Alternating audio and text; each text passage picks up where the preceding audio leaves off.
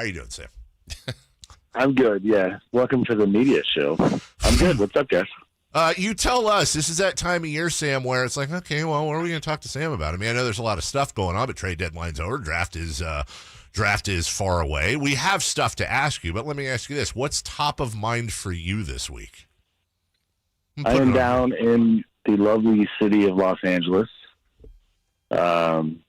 So the Lakers are top of mind. The Mavericks are top of mind. I saw them the other night. I have a story coming out probably any seconds with the Jason Kidd interview.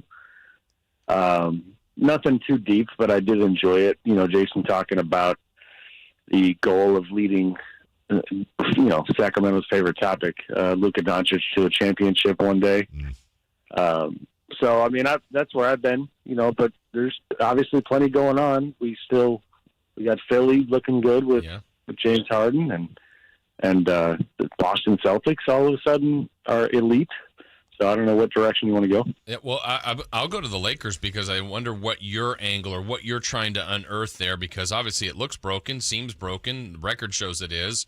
But what are you learning from that organization right now? Well, Mr. Ross, apparently to unearth things with the Lakers, is LeBron told us the other night, you have to not go 6 feet deep like your regular run-of-the-mill casket. You have to go 12 feet deep. Yes, I read that. Yeah. I'm so glad you picked up on that. He said, until I'm 12 feet deep. And I was like, is that a thing? I thought it was 6. He said, so it was the end of the press conference, and he was asked, about his level of confidence that they could still, pull off a Hail Mary here, if you will. And he said, as long as I'm here, you're going to have to cut my head off, stomp me out, bury me 12 feet deep. And it did make me laugh because the sarcastic part of my brain immediately thought, well, he must have felt like he had to say 12 feet because they are already 6 feet deep.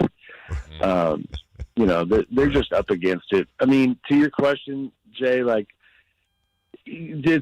are in that time of season where let's unofficially declare that the Lakers are not going to win a championship. So for reporting purposes, I'm in that time of year where it's like, let me just try to fill the notebook up a little bit for those stories later in the season when we're going to try to unpack kind of, why certain things happen and try to advance the story. But beyond that, I mean, I just still, LA has become, if the Kings and Warriors are out of town and I need to stay productive and be busy, then it's easy enough to get down here. Hey, can Jay make a graphic with your face that says, Sam Amick, the Lakers aren't going to win a championship? Or are you going to get too much crap today? I really don't think so. Although I do give them credit for, they have this irrational hope that it does seem pretty substantive. Even like in the Jason Kidd interview, I asked him about his view of what's happened since he left. And I mentioned in the story, if Jason Kidd doesn't go to Dallas, it is my opinion that he's probably the head coach of the Lakers right now. I think that not having somebody like Jason Kidd on staff anymore was a factor, and them not firing Frank Vogel. And so, but even Jason, he's very close with Frank, and he says yesterday, or the other day, he says, you got to remember that last season, the Lakers, they survived the play-in game against Golden State. They get in that series against Phoenix, and they go up 2-1. So after all the trauma and negativity of last season, they were up 2-1 on the team that, darn near won the championship, and then Anthony Davis gets hurt.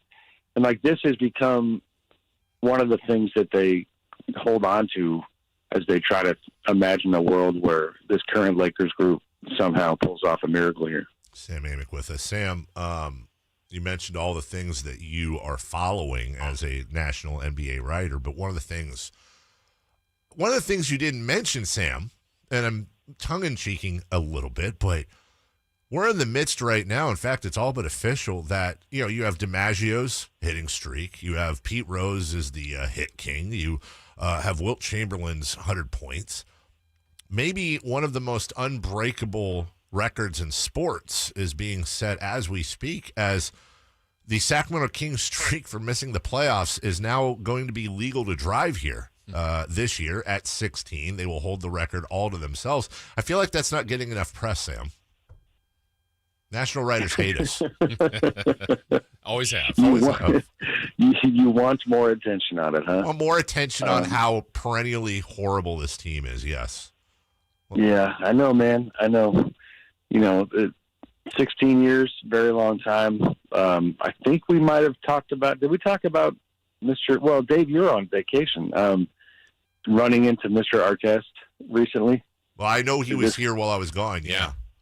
Yeah, I think I might have told Jay Ross in our last visit, but that really brought it home for me. So I see Ron at the game recently, and it was so great to see him. I have seen him recently, but there's just something different about seeing him in Sacramento, right?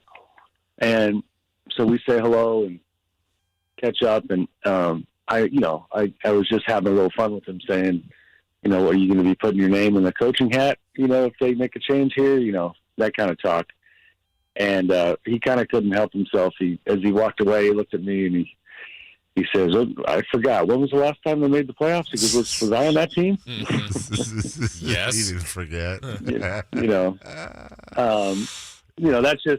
him being a pro athlete, which is competitive and proud. And, nobody really cared nationally and probably still doesn't, but that Kings team, looking back on it, it's a hell of a story for a team that was an 8th seed. You know what I mean? And 8.5 games out when he said they were going to make the playoffs. Right. Like, it actually was, I know I'm biased because it was my life every day, but it was a hell of a story to cover. And, then they gave the Spurs a little bit of a scare, but that was it. Then it's a wrap. And it's obviously just insane that it's been 16 years, and the fans, not only deserve better, but they don't, the whole thing where they don't even know where to put all their energy. I know there's, this thing where it's now half the Ronadive era and half the Maloof era. Even that's incredible. So I'm not sure why you felt like bringing that up, but I know. I'm impressed. Well, we're kind of laying rest to the season today with the loss last night by 30, and the Kings, by the way, Sam, I don't know if you saw, but Scooby-Doo for you, they're still in New Orleans. The plane has not taken off yet. Then they play San Antonio tonight, so there you go. You can read. I didn't, real quick, I've kind of lost a little touch with them the last couple of days. They lose by 30 to New Orleans. What's happening there? Do we have any injuries that I missed out on? Or are they just not playing well? Well, they were all there. They have a injury to the pride and heart and professionalism, but nothing. Rashawn Holmes. That's it. They're just 30, dude. Lost by 30. So, anyways, hey, thanks, Sam. Pick me up. You can read Sam at The Athletic. Who Sam, along with myself, I believe, our children didn't exist the last time the Kings made the playoffs. Read more about that at probably not that, at The Athletic. Get yourself the app, subscribe. It is fine journalism. Sam, appreciate you, buddy. Man, you know how to lighten the mood. Good luck with the ratings in the next 20 minutes. Talk to you later. Thanks, okay. buddy. Thank Bye. You. That's Sam Amick. Listen,